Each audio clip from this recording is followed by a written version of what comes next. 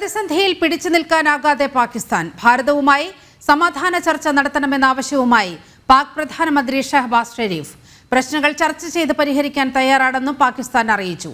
ഭീകരതയ്ക്ക് കുടപിടിക്കുന്നത് അവസാനിക്കും വരെ ചർച്ചയ്ക്കില്ലെന്ന് ഭാരതം നേരത്തെ വ്യക്തമാക്കിയിരുന്നു. വിവരങ്ങളുമായി ജിഷ്ണു കൃഷ്ണൻ ചേരുകയാണ്. ജിഷ്ണു, പാകിസ്ഥാൻ പ്രധാനമന്ത്രി മറ്റെന്തെല്ലാം കാര്യങ്ങളാണ് കൂട്ടിച്ചേർക്കുന്നത്?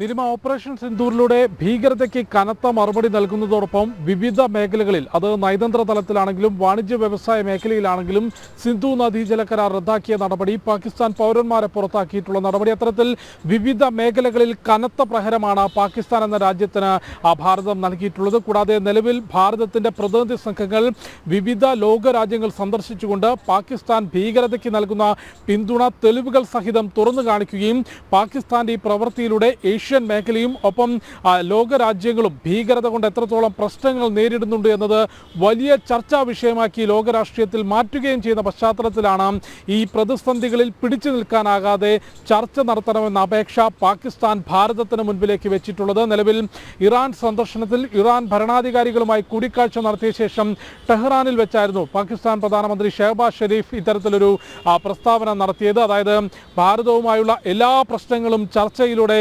പരിഹരിക്കാൻ തയ്യാറാണ്, ഇന്ത്യയുമായി സമാധാന ചർച്ച നടത്താൻ പാകിസ്ഥാൻ ആഗ്രഹിക്കുന്നു, ജമ്മു കാശ്മീർ, ജലം, വാണിജ്യ വ്യവസായം തുടങ്ങിയിട്ടുള്ള മുഴുവൻ വിഷയങ്ങളിലും എല്ലാ പ്രശ്നങ്ങളും ചർച്ച ചെയ്ത് പരിഹരിക്കാനാണ് പാകിസ്ഥാൻ ആഗ്രഹിക്കുന്നത് എന്ന പ്രസ്താവനയാണ് പാകിസ്ഥാന്റെ പ്രധാനമന്ത്രി ഷഹബാസ് ഷെരീഫ് നടത്തിയിട്ടുള്ളത്. അതായത് ഭീകരതയ്ക്ക് കനത്ത മറുപടി നൽകുന്നതോടൊപ്പം ഭീകരതയെ പിന്തുണയ്ക്കുന്ന പാകിസ്ഥാൻ എന്ന രാജ്യത്തിന് ഭാരതം ഏൽപ്പിച്ച പ്രഹരം അത്രത്തോളം കനത്തതാണ് എന്ന് തന്നെയാണ് മനസ്സിലാക്കേണ്ടത്. കാരണം നിലവിൽ വലിയ സാമ്പത്തിക പ്രതിസന്ധിയിലൂടെയായിരുന്നു പാകിസ്ഥാൻ കടന്നുപോയിക്കൊണ്ടിരിക്കുന്നത്. അതിനിടയിൽ ഭാരതം ഏർപ്പെടുത്തിയിട്ടുള്ള ഉപരോധങ്ങൾ ഉഭയകക്ഷി തലത്തിൽ യാതൊരു ബന്ധവുമില്ല എന്ന് വ്യക്തമാക്കിക്കൊണ്ട് ഭാരതത്തിലേക്കുള്ള ഇറക്കുമതി റദ്ദാക്കുകയും ഒപ്പം രാജ്യത്തിൻ്റെ, അതായത് നമ്മുടെ ഇന്ത്യയുടെ അതിർത്തികൾ വഴി മറ്റു രാജ്യങ്ങളിലേക്ക് ചരക്ക് നീക്കം നടത്തുന്നത് പൂർണ്ണമായും തടയുകയും ചെയ്തിട്ടുണ്ട്. സിന്ധു നദീജല കരാർ റദ്ദാക്കി അത്തരത്തിൽ വിവിധ മേഖലകളിൽ നൽകിയിട്ടുള്ള കനത്ത പ്രഹരം താങ്ങാനാകാത്തതോടുകൂടിയാണ് ഭാരതവുമായുള്ള എല്ലാ പ്രശ്നങ്ങളും ചർച്ചയിലൂടെ പരിഹരിക്കണമെന്ന അപേക്ഷ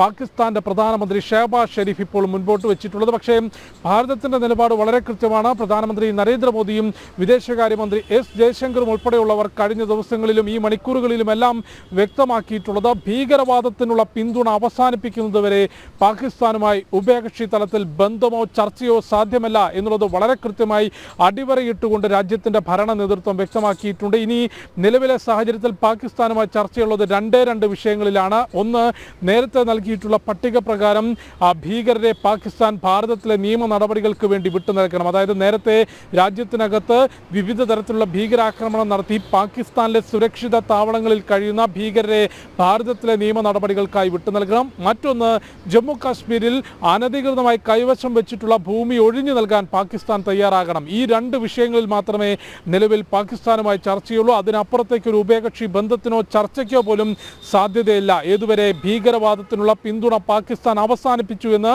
ഭാരതത്തിന് ബോധ്യപ്പെടുന്നതുവരെ യാതൊരു തരത്തിലും ചർച്ചകൾക്ക് സാധ്യതയില്ല എന്ന് അടിവരയിട്ടുകൊണ്ട് ഭാരതം വ്യക്തമാക്കിയിട്ടുണ്ട്. പക്ഷേ നിലവിൽ ഭാരതത്തിന്റെ നിലവിലുള്ള പ്രവർത്തനങ്ങളും നടപടികളും അതോടൊപ്പം ലോകരാജ്യങ്ങൾക്ക് മുൻപിൽ പാകിസ്ഥാൻ ഭീകരതയ്ക്ക് നൽകുന്ന പിന്തുണ തുറന്നു കാട്ടിയതോടുകൂടിയാണ് ഭാരതവുമായുള്ള എല്ലാ പ്രശ്നങ്ങളും ചർച്ച ചെയ്ത് പരിഹരിക്കാൻ തയ്യാറാണെന്നും സമാധാന ചർച്ച വേണമെന്നും പാകിസ്ഥാൻ ആവശ്യപ്പെട്ടത്. നീലിമ.